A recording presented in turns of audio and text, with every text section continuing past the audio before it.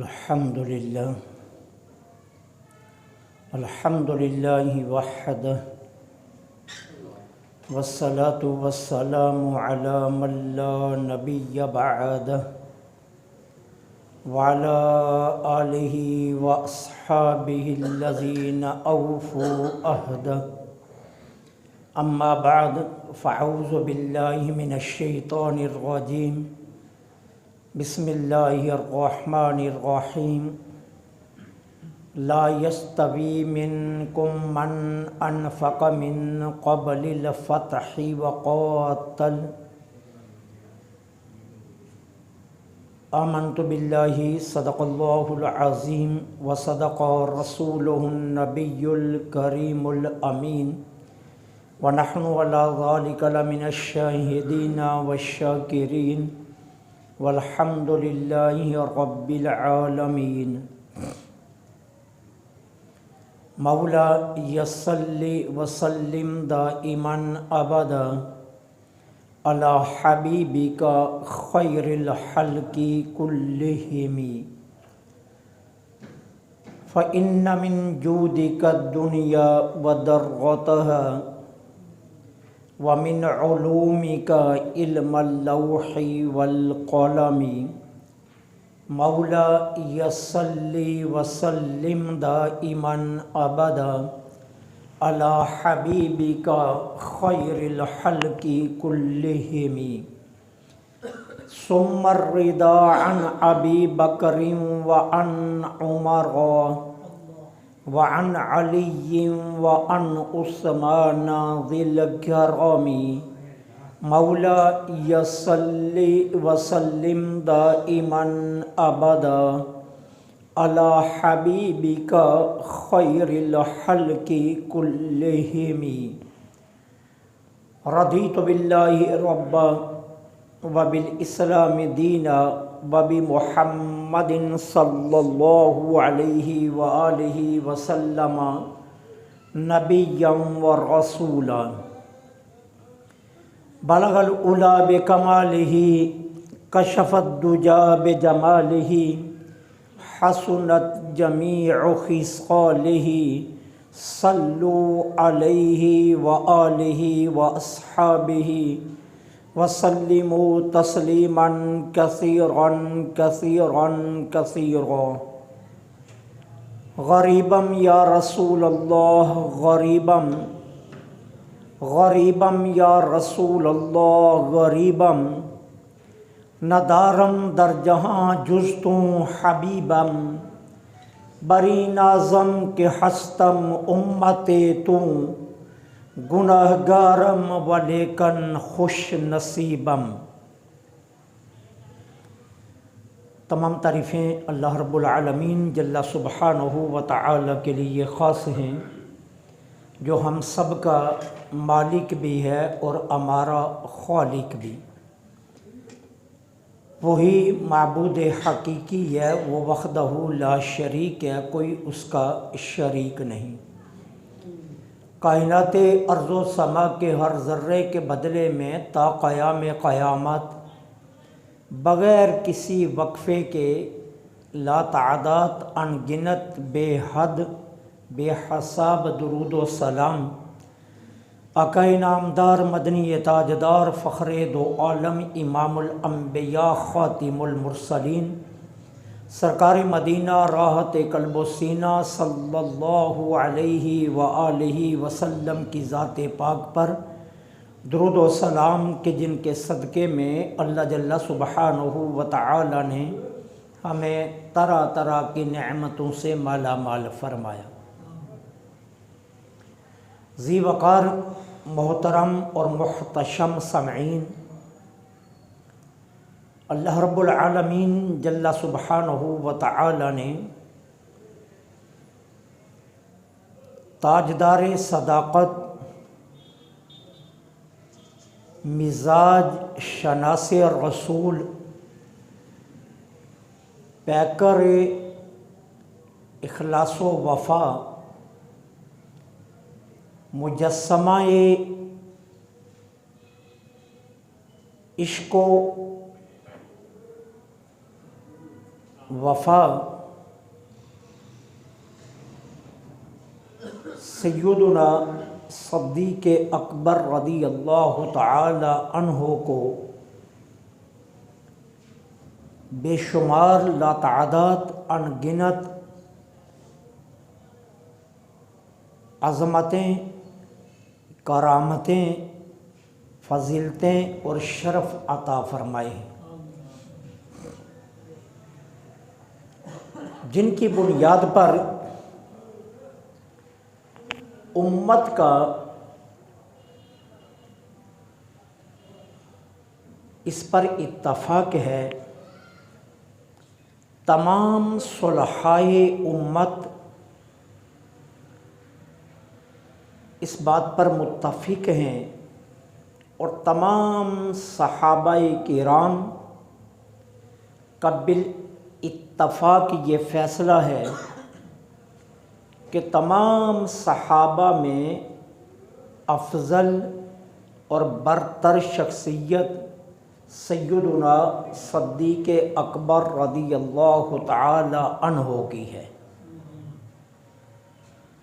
اور اس معاملہ میں صحابہ کرام علیہم الرضوان میں سے کسی ایک صحابی کے درمیان بھی اختلاف نہیں پایا جاتا۔ تمام صحابہ اس پر متفق ہیں کہ حضرت ابو بکر صدیق رضی اللہ تعالی عنہ کا رتبہ، مرتبہ، ان کا شرف، ان کی بزرگی تمام صحابہ سے افضل ہے، اور اس کی بنیاد امت کے پاس اتنی مضبوط ہے کہ اگر صاحب شعور، صاحب عقل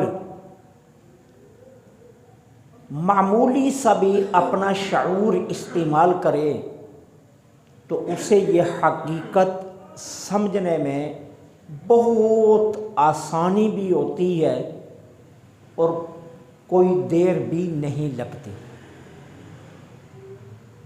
اس لیے کہ افضلیت کے دو درجے ہیں، ایک ہے افضلیت ظاہری اور ایک ہے افضلیت باطنی یا روحانی، دونوں نام دیے جا سکتے ہیں۔ ظاہری افضلیت ہے نماز، روزہ، احکام شرعیہ کی پابندی اور دین متین کے قواعد اور ضوابط کی پابندی، یہ ظاہری فضیلت کا سبب ہے، اور باطنی فضیلت کا سبب اخلاص اور اعمال پر ملنے والا اجر و ثواب ہے۔ جہاں تک ظاہری اطاعت کا تعلق ہے، ظاہری عبادات کا تعلق ہے، ظاہری معاملات کا تعلق ہے، آپ دیکھ لیجئے کہ ایمان قبول کرنے کے بعد ایک دن مسجد نبوی میں بیٹھ کر صحابہ کے مجمع میں حضرت ابو بکر صدیق رضی اللہ تعالی عنہ نے فرمایا، میں نے اسلام سے پہلے بھی کبھی شراب نہیں پی، میں نے اسلام سے پہلے کبھی جھوٹ نہیں بولا، میں نے اسلام سے پہلے کبھی کسی بت کو سجدہ نہیں کیا، میں نے اسلام سے پہلے کبھی کسی کو ناحق قتل نہیں کیا، اور میں نے اسلام سے پہلے کبھی بھی کسی کے ساتھ ناانصافی نہیں کی۔ عرب کا معاشرہ اور اسلام سے پہلے کا معاشرہ، جہاں سردار کے لیے قاتل ہونا لازم، جہاں فخر کے لیے عزتیں لوٹنے والا ہونا لازم، جو جتنا بڑا چھچھوڑا ہوتا، جتنا بڑا کمینہ ہوتا، جتنا بڑا جھوٹا ہوتا، جتنا بڑا شرابی ہوتا، اسے عرب والے اپنا سردار بنا لیتے۔ یہ سردار کی خصوصیات تھی۔ اب جب صحابہ کرام نے حضرت ابوبکر صدیق رضی اللہ تعالی عنہ کی زبان سے یہ ساری باتیں سنی تو صحابہ کے رونگٹے کھڑے ہو گئے کہ بھلا ایسا ممکن ہے ایسے معاشرے میں رہ کر ایک شخص نبی بھی نہ ہو اور اتنا پاک صاف زندگی گزار لے؟ یہ ممکن نہیں ہے۔ اور پھر کوئی غریب نہیں ہے، کوئی سیاہ رنگ والا نہیں ہے، کوئی شکل ایسی نہیں ہے، خوبصورت بھی ہے، خاندان قریش کا سردار بھی ہے، صاحب مال بھی ہے، تجارت میں ایک نام رکھتا ہے، اور ابو بکر صدیق کے تجارتی قافلے شام، یمن، ایران تک جا رہے ہیں۔ اتنا بڑا مال والا بھی ہو، خاندان قریش کا چشمہ چراغ بھی ہو، اور پھر اس سے کوئی جرم اسلام قبول کرنے سے پہلے سرزد ہی نہ ہو۔ صحابہ کے رونگٹے کھڑے ہو گئے۔ اب صحابہ عجیبانہ نگاہوں سے حضرت ابوبکر صدیق رضی اللہ تعالی عنہ کو دیکھنے لگے، اور فیصلہ کیا کیا اپنے من میں؟ حضور سے پوچھیں گے ابوبکر جو کہہ رہا ہے یہ صحیح کہہ رہا ہے؟ حضور سے تصدیق کریں گے کہ ابوبکر جو کچھ کہہ رہے ہیں وہ صحیح کہہ رہے ہیں۔ اتنی دیر میں سرکار صحابہ میں خود تشریف لے آئے،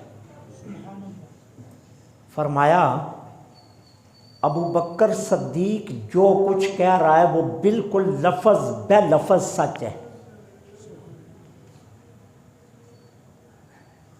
اور اس کی تصدیق اکیلا میں نہیں کر رہا، ابھی جبریل امین میرے پاس آئے تھے اللہ جل سبحانہ و تعالیٰ کے حکم سے، اور اللہ کا حکم آیا ہے کہ محبوب آپ ابوبکر کی تصدیق کر دیں کہ ابوبکر نے نہ کبھی شراب پی، نہ کبھی کسی بت کے سامنے سر جھکایا، نہ کبھی جھوٹ بولا، نہ دغا کیا، نہ ناانصافی کی، نہ قتل کیا۔ یہ زمانہ جاہلیت میں بھی اتنا ہی پاک تھا جتنا اسلام قبول کرنے کے بعد پاک ہے۔ یہ ہے ظاہری فضیلت۔ جو فضیلت کے معیار ہیں ان میں ظاہری فضیلت کا معیار ہے اعمال۔ اور صرف یہی نہیں، حضرت ابوبکر صدیق نے خود کسی بت کے سامنے سر نہیں جھکایا۔ آپ کی والدہ ماجدہ فرماتی ہیں کہ جن دنوں میں ابوبکر میرے پیٹ میں تھا، میں بت قدے میں گئی اور ایک بت کے سامنے میں سجدہ کرنے لگی، اس بچے نے میرے پیٹ میں اس طرح کروٹ بدلی کہ مجھے شدید درد ہوا اور اس نے مجھے سجدہ نہیں کرنے دیا۔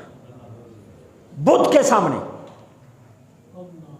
ماں کے پیٹ میں ابوبکر صدیق رضی اللہ تعالی عنہ نے اپنی ماں کو بت کے سامنے نہیں جھکنے دیا۔ یہ ظاہری فضیلت۔ اب فضیلت کا دوسرا معیار کیا ہے؟ روحانی اور باطنی فضیلت۔ روحانی اور باطنی فضیلت میں حضرت ابوبکر صدیق کا مقام دیکھیے کیا ہے۔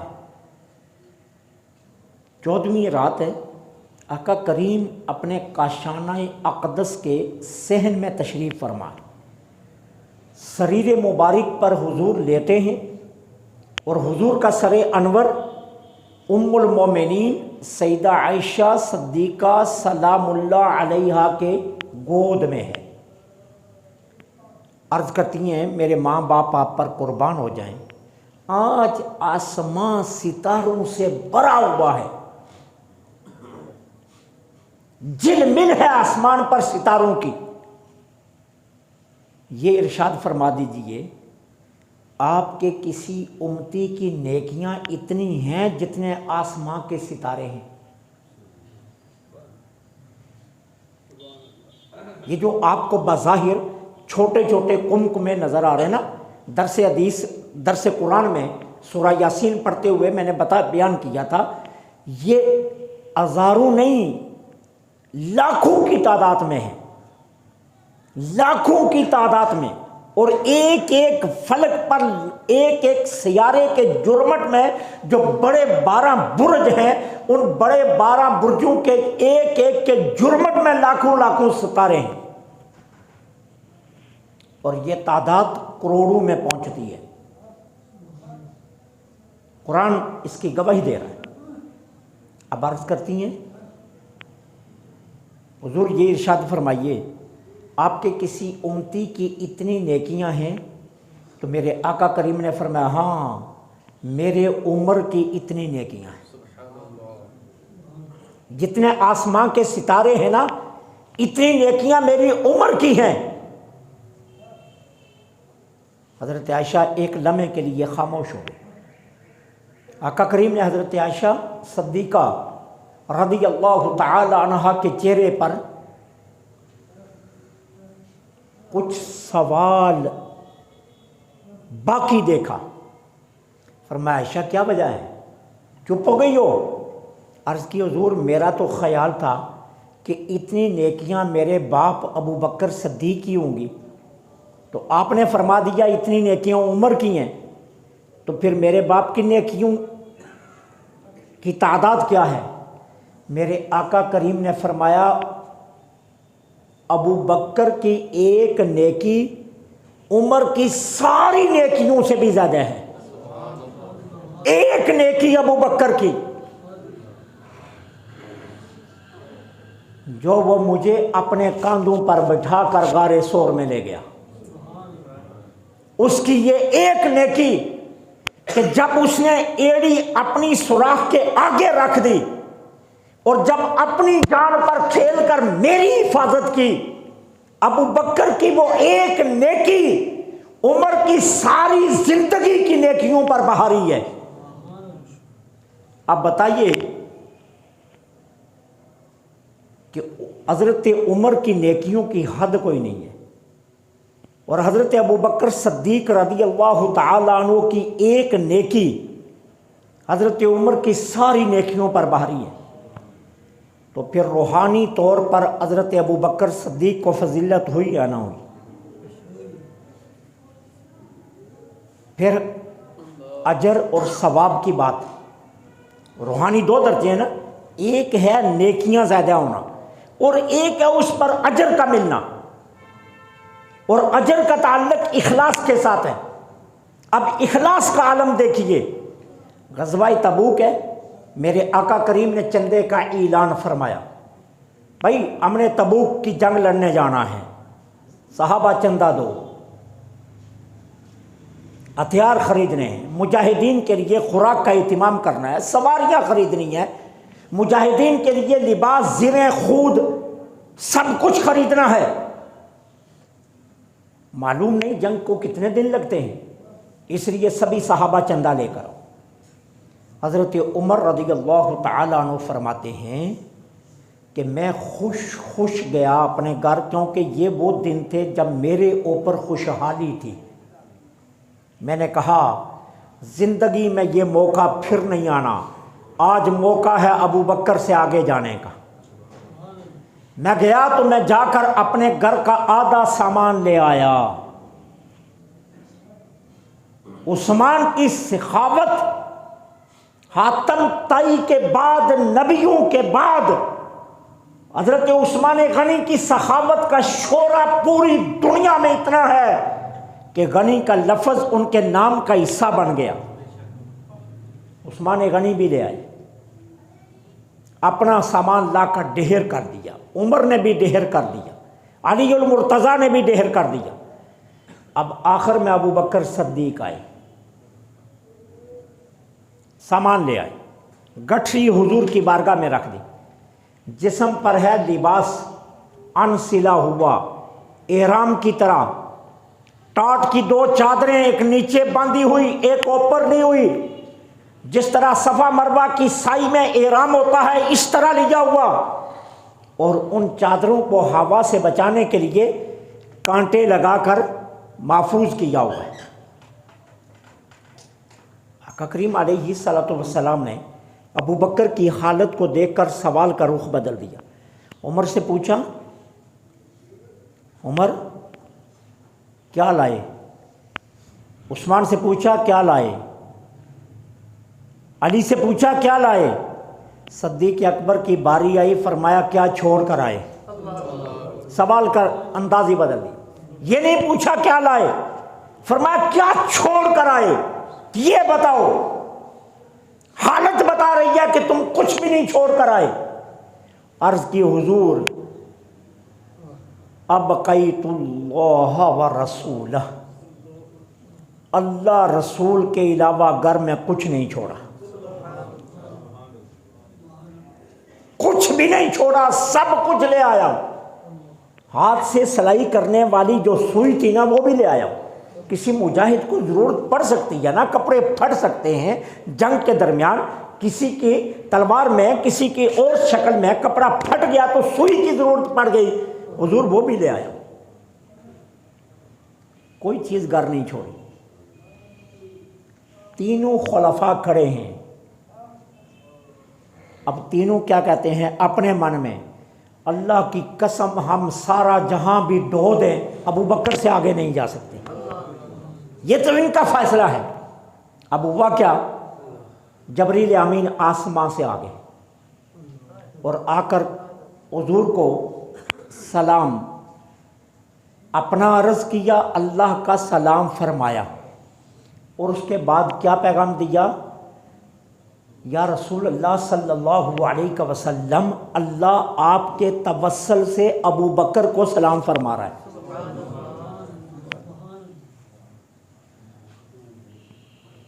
صرف فضیلت ابو بکر آپ کے ذہنوں میں بٹھانے کے لیے کہنے لگا ہوں۔ یہاں کسی کی عزت و عظمت کو اوپر نیچے کرنے کا کوئی تصور نہیں ہے۔ میں پوچھتا ہوں، جب جبریل امین ابو بکر صدیق کے لیے سلام لے کر آئے تھے، عمر پاس نہیں کھڑے تھے، عثمان پاس نہیں کھڑے تھے، علی المرتضیٰ پاس کھڑے نہیں تھے، تو اللہ تعالیٰ یہ فرما دیتا نا، محبوب آپ کے چاروں یاروں کو اللہ سلام فرما رہا ہے۔ لیکن پیغام کیا آیا، محبوب آپ کے توسل سے اللہ ابو بکر صدیق کو سلام فرما رہا ہے۔ اور ساتھ اگلا پیغام کیا ہے، ذرا ابو بکر سے پوچھ کر دیجئے، جتنی دیر تک جواب نہ ملا میں نے واپس نہیں جانا۔ جبرائیل کہہ رہا ہے جواب کیا چاہیے، اللہ پوچھ رہا ہے ابو بکر سے پوچھو وہ اس حالت میں اللہ سے راضی ہے یا نہیں راضی، اللہ سے راضی ہے ابو بکر یا نہیں راضی۔ تو سیدنا صدیق اکبر رضی اللہ تعالی عنہ یہ سن کر زارو قطار رو پڑے۔ اب عملی اعتبار سے دیکھیں، ظاہری فضیلت وہ بھی حضرت ابو بکر صدیق کو حاصل ہے، اور اگر روحانی فضیلت کی بات کریں تو روحانی فضیلت کا تعلق اخلاص اور اجر کے ساتھ ہے، اور وہ بھی حضرت ابو بکر صدیق کو حاصل ہے۔ ٹھیک ہے، پھر سیدنا صدیق اکبر رضی اللہ تعالی عنہ کی شخصیت وہ شخصیت ہے جن کے ایمان کی گواہی اللہ نے خود دی ہے۔ پارہ نمبر 28، لا تجد قوما یؤمنون باللہ والیوم الآخر یوادون ومن خاد اللہ ورسولہ اولئک کتب فی قلوبہم الایمان۔ حضرت ابو بکر صدیق کے والد گرامی ابھی ایمان نہیں لائے، جناب عثمان کنیت ابو قحافہ نام عثمان ابھی مسلمان نہیں ہوئے۔ حضور کی شان میں بے ادبی کی کوئی بہت بڑی نہیں، کیا کہا، ابو بکر کوئی گھر کا خیال بھی کیا کر، جب سے تم محمد صلی اللہ علیہ وسلم کے ساتھ جڑا ہے گھر میں کچھ رہنے نہیں دیتا، سارا کچھ جا کر انہی کو دے دیتا ہے، ہم کدھر جائیں، ایسا نہ کیا کر۔ یہ بات بھی گوارا نہ کی، باپ بیٹے کو سمجھا دیتا ہے، کوئی ایسی بات تو نہیں ہے، اس میں کوئی ایسی بات تو نہیں تھی، لیکن حضرت ابو بکر صدیق کی محبت نے، ایمان نے یہ بات بھی گوارا نہ کی۔ باپ کھڑا تھا، بیٹا بھی کھڑا، باپ کے سینے پر اتنے زور سے مکہ مارا کہ آپ کے والد گر گئے۔ باپ کو گرا چھوڑ کر حضور کے پاس آ گئے، آقا میرے باپ نے یہ جملے کہے، میں نے یہ کام کیا، مکہ مار کر گرا کر آ گیا ہوں آپ کی بارگاہ میں۔ آقا کریم نے فرمایا ابو بکر وہ تیرا باپ ہے، کوئی ایسی بڑی بات تو کہی نہیں، تجھے برداشت کر لینا چاہیے تھا۔ اللہ نے جبریل امین کو قرآن دے کر بھیج دیا، محبوب ابو بکر کو کچھ نہ کہنا، جس کے دل میں ایمان کامل ہوتا ہے وہ یہی کرتا ہے۔ اللہ نے پارہ نمبر 28 کی آیت بھیجی، حضرت ابو بکر صدیق کے ایمان کی گواہی اللہ نے خود دی۔ لفظ کیا بولے؟ اولئک کتب فی قلوبہم الایمان، یہ وہ لوگ ہیں جن کے دلوں میں ایمان سچا ثبت ہے۔ حضرت ابو بکر صدیق کی روحانی فضیلت دیکھی، ظاہری اعتبار سے بھی فضیلت حضرت ابو بکر، روحانی اعتبار سے بھی حضرت ابو بکر صدیق کو فضیلت حاصل۔ حضرت علی المرتضیٰ رضی اللہ تعالیٰ عنہ سے کسی نے سوال کیا، آپ حضرت ابو بکر صدیق رضی اللہ تعالیٰ عنہ کے متعلق کیا فرماتے ہیں؟ فرمایا میں کیا کہوں، ابو بکر وہ ہے کہ جس کا نام صدیق اللہ نے جبرائیل امین اور اپنے محبوب کی زبان سے رب نے خود رکھا ہے۔ یہ علی المرتضیٰ رضی اللہ تعالیٰ عنہ کی مرویات میں سے یہ روایت۔ فرمایا جس کا نام اللہ نے خود صدیق رکھا اور جبریل امین کی زبان سے صدیق کہلوایا، رسول اللہ کی زبان سے صدیق کہلوایا، ارے اس ابو بکر کے بارے میں مجھ سے پوچھتے ہو میں کون ہوتا ہوں جس کو رب صدیق کہے، جبرائیل صدیق کہے، اللہ کا رسول صدیق کہے، میں علی بھی اسے صدیق مانتا ہوں۔ یہ سیدنا صدیق اکبر رضی اللہ تعالیٰ عنہ کی فضیلت۔ پھر حضرت عبداللہ بن عمر رضی اللہ تعالیٰ عنہ فرماتے ہیں کننا ورسول اللہ صلی اللہ علیہ وسلم حی فینا افضل امت النبی صلی اللہ علیہ وسلم بعدہ ابا بکر۔ حضرت عبداللہ بن عمر رضی اللہ تعالیٰ عنہ فرماتے ہیں حضور کی ظاہری حیات طیبہ میں حضور کے پاس بیٹھ کر صحابہ حضور کے سامنے یہ کہا کرتے تھے کہ حضور کے بعد اگر کوئی افضل ترین شخصیت ہے تو وہ ابو بکر صدیق ہیں۔ یہ حضرت عبداللہ بن عمر کی مرویات میں کہ ہم حضور کے سامنے، حضور کی موجودگی میں، حضور کے سامنے صحابہ یہ کہا کرتے تھے کہ اگر حضور کے بعد کوئی افضل ترین شخصیت ہے تو وہ ابو بکر صدیق ہے۔ آقا کریم نے روکا تو نہیں کہ یہ کیا کہہ رہے ہو۔ ام المومنین حضرت عائشہ صدیقہ سلام اللہ علیہ روایت فرماتی ہیں، آقا کریم نے فرمایا لا ينبغي لقوم فیہم ابو بکر ان یعمہم غیرہ، جس قوم میں ابو بکر موجود ہو، ابو بکر کی موجودگی میں کسی دوسرے کو حق نہیں پہنچتا کہ وہ امامت کروا دے۔ امامت کا حق صرف ابو بکر صدیق کے پاس ہے جب ابو بکر صدیق قوم میں موجود ہو، پھر کسی اور کو صدیق اکبر پر کسی صورت میں ترجیح نہیں دی جائے گی۔ ترجیح ابو بکر صدیق کو حاصل ہے۔ اگر ابو بکر صدیق رضی اللہ تعالی عنہ قوم میں موجود ہے پھر کسی اور کے لیے مسلح امامت نہیں ہے، پھر مسلح امامت ابو بکر صدیق رضی اللہ تعالی عنہ کے لیے۔ سیدنا حضرت ابو سعید خدری رضی اللہ تعالی عنہ فرماتے ہیں آقا کریم علیہ الصلوۃ والسلام نے فرمایا ما من نبی الا لہ وزیران فی الارض ووزیران فی السماء، کوئی نبی ایسا نہیں گزرا جس کے زمین میں 2 وزیر اور آسمان میں 2 وزیر نہ ہوں۔ ہر نبی کے 2 وزیر آسمان میں ہوتے ہیں، 2 زمین میں۔ فرمایا الا ابو بکر و عمر وزیران فی الارض و جبرائیل و میکائیل وزیران فی السماء۔ لوگوں سن لو، ابو بکر و عمر یہ دونوں میرے زمین میں وزیر ہیں، میرے نائب ہیں، اور آسمانوں میں جبرائیل و میکائیل میرے نائب ہیں۔ یہاں کا کریم فرمان۔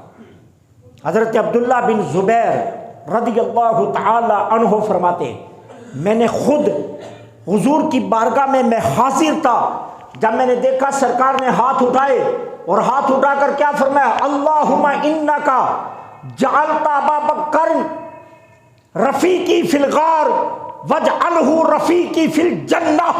اے اللہ، ابو بکر کو غار کا ساتھی بنانے کا فیصلہ تو نے کیا، تو نے مجھے حکم دیا شب ہجرت ابو بکر کو ساتھ لے کر جانا، تو نے مجھے حکم دیا غار میں ابو بکر کے علاوہ کوئی اور نہیں ٹھہرے گا، تو نے مجھے حکم دیا اعتماد ابو بکر پر کیا جائے گا، تو نے مجھے حکم دیا اس سارے سفر میں اگر کوئی رازدار رہے گا تو ابو بکر رہے گا۔ اللہ تو نے مجھے حکم دیا کہ اگر میں ٹرسٹ کروں تو ابو بکر پر کروں۔ اللہ تو نے مجھے حکم دیا میں اپنا رفیق سفر بناؤں تو ابو بکر کو بناؤں۔ میں نے تیری مانی، اب تو ایک میری مان، وجعلہ فی رفیقی فی الجنہ، جنت میں ابو بکر کو میرا ساتھی بنا دے، جنت میں ابو بکر کو میرا یہ لفظ چھوٹا نہیں ہے، یہ بہت بڑا لفظ ہے۔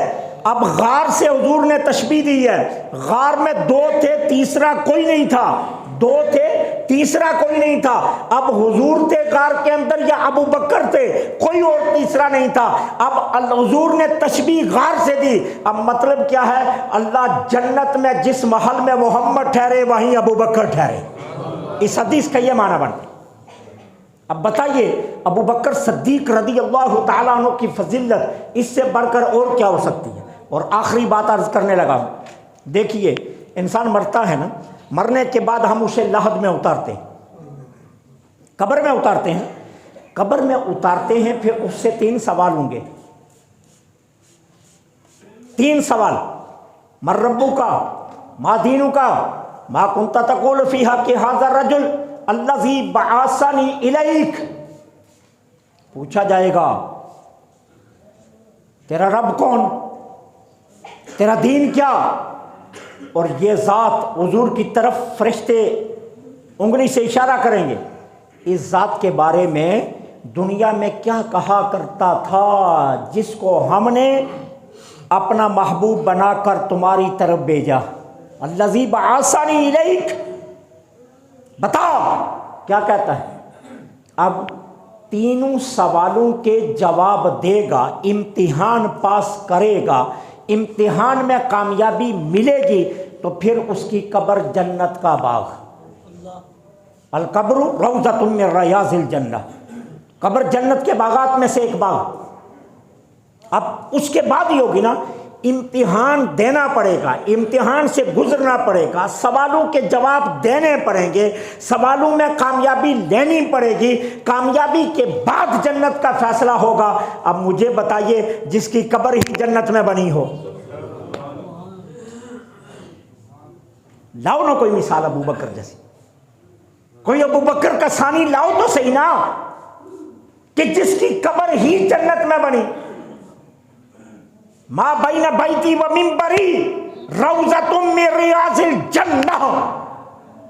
شیخ محقق کو اٹھا کر دیکھ لو، علامہ جلال الدین سیوطی کو پڑھ کر دیکھ لو، قاضی ایاز کو پڑھ کر دیکھ لو، علامہ ابن کثیر کو پڑھ کر دیکھ لو، امام غازی کو پڑھ کر دیکھ لو، علامہ علوسی کو پڑھ کر دیکھ لو، سب نے لکھا ہے حضور کے حجرہ انور سے لے کر منبر پاک تک زمین کا ٹکڑا اللہ نے اٹھا لیا تھا اور جنت کا ٹکڑا لا کر بچھا دیا تھا، جسے ریاض الجنہ کہتے ہیں۔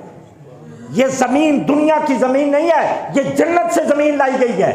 اب ابو بکر صدیق کی قبر کہاں بنی؟ جنت کے اندر، جنت کے اندر۔ اب لاؤ ابو بکر کا کوئی ثانی کہ جس کی قبر ہی جنت کے اندر بنی۔ اس لیے ہم کہتے ہیں سیدنا صدیق اکبر رضی اللہ تعالی عنہ کو اللہ نے جو عزتیں دی ہیں ان عزتوں میں کوئی اور ثانی نہیں ہے.